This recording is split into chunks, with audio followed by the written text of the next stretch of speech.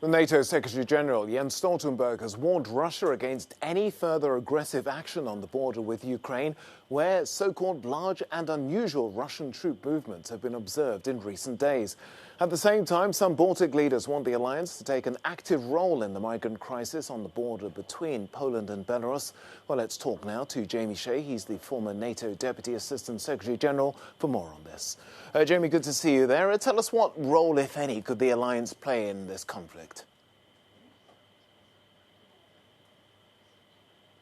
Good to see you again, Tox. I think there are three things that NATO needs to do at the moment. The first thing is to organise consultations under Article 4 of the NATO Treaty, which shows that NATO clearly sees that this is a potential threat to one of its member states. These consultations have a symbolic value in really showing that Poland, Latvia, Lithuania are not being left alone to handle this crisis, and that NATO is fully behind them with full solidarity.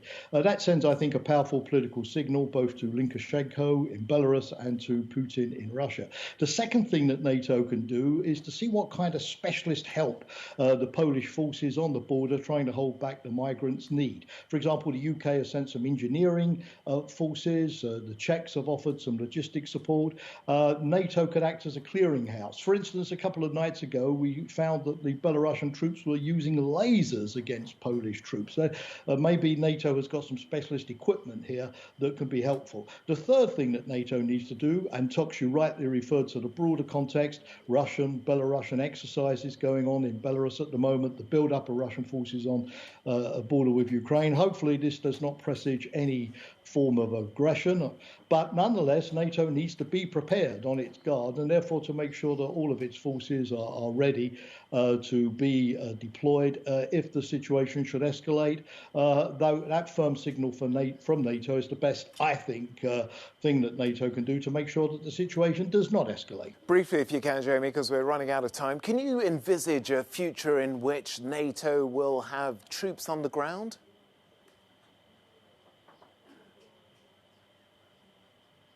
Well, NATO has troops on the ground, Tox, in the sense that since Russia illegally annexed Crimea back in 2014, NATO has put forces, a so-called enhanced forward presence of 4 battalions, multinational battalions, one in each of the 3 Baltic states and one in Poland. There are frequent exercises to make sure that NATO has the mobility to quickly send reinforcements into those areas if needed. NATO has an air defence presence, and it can also do a good deal of aerial observation of what is going on and give Poland some useful intelligence and data there. So NATO is in the region, it's prepared to reinforce. But again, as I said, the idea here is not to prematurely militarise a crisis. That simply plays into Lukashenko's hands. It's simply showing that NATO is ready to provide immediate support on the border, but backup support if Lukashenko foolishly would try to escalate this. But I think that once he sees, Lukashenko that is, that sending migrants illegally across the border is not going to destabilise the EU, then hopefully he'll see that he has nothing to gain